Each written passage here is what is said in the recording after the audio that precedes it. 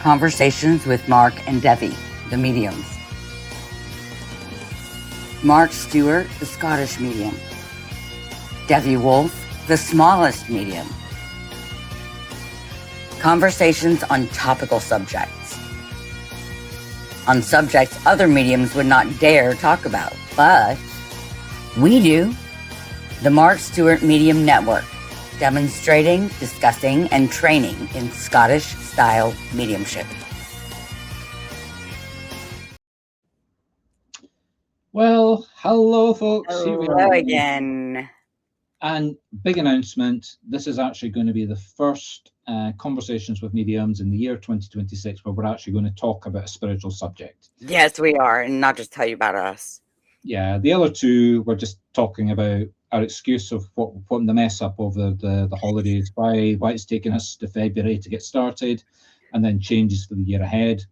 Now, I did mention in the other one that I was planning on doing a PhD. I can't remember the name of the university, but there is a university, a private university in Metaphysical University. That's it, metaphysical.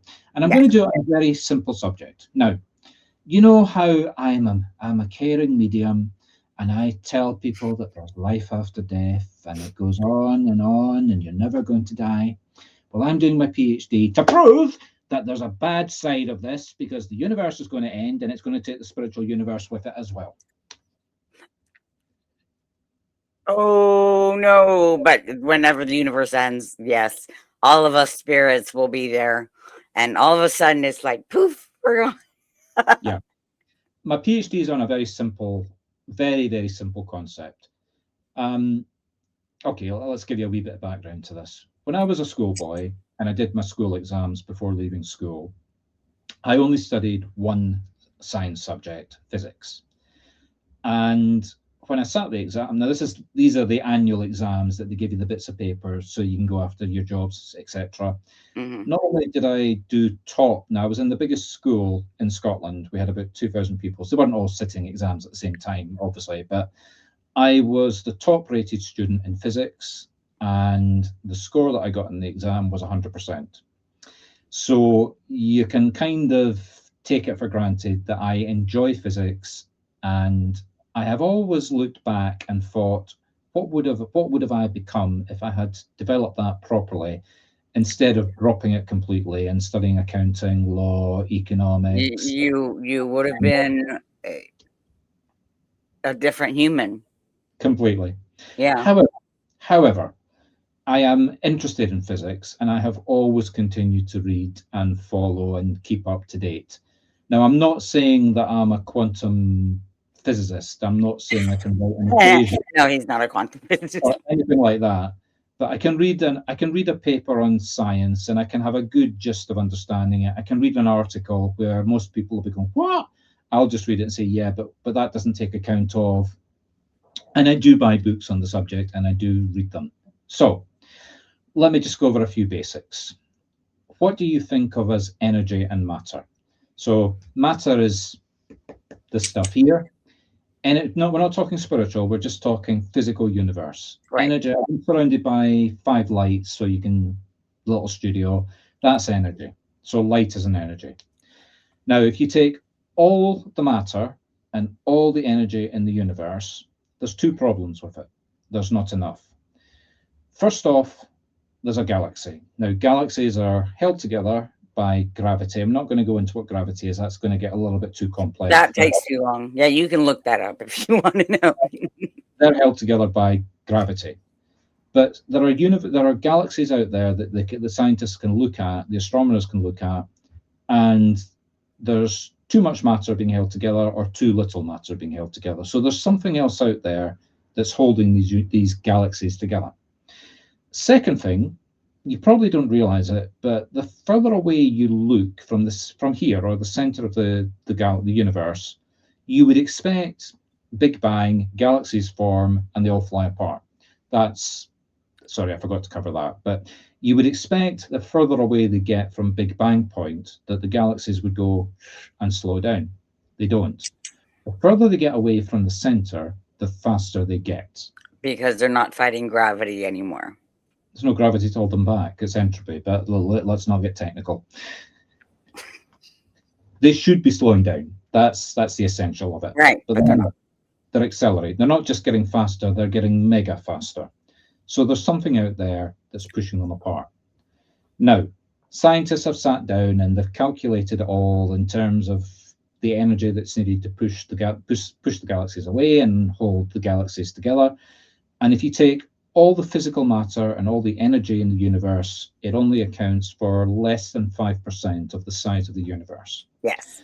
So they've created, now you will have heard of these before, but I've just explained to you what they are: dark matter and dark energy. And these are labels that have been created to try and explain the forces that are essentially causing the dynamics in the universe. Now, my thesis is going to be very, very simple. You can't see these things, but you can see the effects of these things. And doesn't that make it very similar to what Devi and I do as mediums? Absolutely. The spirit around you, but we can show you the effect of the spirit. You can do it yourself. I mean, if we can talk about, so let's not get sidetracked, but synchronicity. Go and watch some of our talks on synchronicity. Go and look it up, Carl Jung. And basically, most people experience this. Now, skeptics will come along and say, oh, it's just your imagination. It's just this. It's just coincidence. But you can't write off Devi and I giving evidence of spirit, of life after death, of spiritual continuation. So, next question. You die, where do you go? Oh, heaven. Well, which heaven? There's 4,200 religions. They all different heavens. I mean, I think somewhere in there's a turtle, and you're all living on a turtle's back on the other side. And I think in another one, you're in the abyss, and another one, you're floating around with angelic wings. And that's before you start getting into people's personal versions of what heaven and earth are going to be about. So again, Devi and I have argued about how you have to continue working on the other side, and let's not go there. Let's just accept that there is a place on the other side, and it will follow its own spiritual laws. Let's just call them physical laws. My thesis is that dark energy and dark matter are where you will find life after death. That would also explain why spirit is around us and why spirit can affect us and why we can't see it. Because dark matter is everywhere. So is dark energy. And dark energy. So let's assume that is correct. Let's assume that you drop dead and your spiritual energy is the same energy that makes up dark energy. And it's only called, don't panic. Originally, I started this about 12 years ago, and I called it Dark Spirits. And that will probably be the title to tie into dark energy and dark matter. So please, people, don't get hung up on dark spirits, meaning evil spirits. It's just to tie in. So I can't, I mean, I could, if you give me £1 billion, I'll go and hire some scientists and some mega expensive equipment and try and prove that I'm right, but that's not going to happen. No. Let's just assume for the thesis that I'm correct. What are the implications then? Now, I gave you the very first one. If your continued existence as part of the universe, you therefore must be subject to the laws, the physical laws of the universe, whatever those laws are for dark matter and dark energy. So which we don't really know at this point. Yeah. Right. We can only guess. But we don't need to get bogged down in what the actual rules are at this level. But it does mean that we are continuing on a physical plane, even if you can't see it. Well, it's not. You know what I'm saying? Part of the universal pain, let's call it that. Now, there's a lot more to this than what I've just described. I mean, there's the effects of time dilation, black holes are a big part of what I'm writing about. And I don't want to start another 15-minute debate talking about that. But this is what I'm going to be doing my thesis on. And I will be publishing the book version, and you will be able to sign up on a list to buy the book when I publish in approximately 12 months. We'll see. All right, we'll see. We look forward to it, Mark, but we'll see if it gets out in 12 months. I'm looking forward to February 2027. What I'm finding absolutely fascinating, though, is that Devi agrees with every word that I've just said. I do. I actually do. I can't fight with him about this because I agree. But I am expecting to be burned at the stake by spiritualist churches. Probably, yes. You know, life after death is just a physical continuation. It really is. Let me get the equations out. Most spiritual people don't want to see equations, so. This is true. Okay, folks. Well, there you go. There's another. There's your first spiritual talk. Interesting. I love to hear comments. So comment. Yeah, please. We'll ignore them because we're not live. This is a recording. That's okay. We can go back and look. Yeah. That's true. We can go back and type. Okay. Well, it's been a pleasure, folks. So watch out for next week. We will do another 3 or 4 of these. Bye, beautiful people. Bye-bye.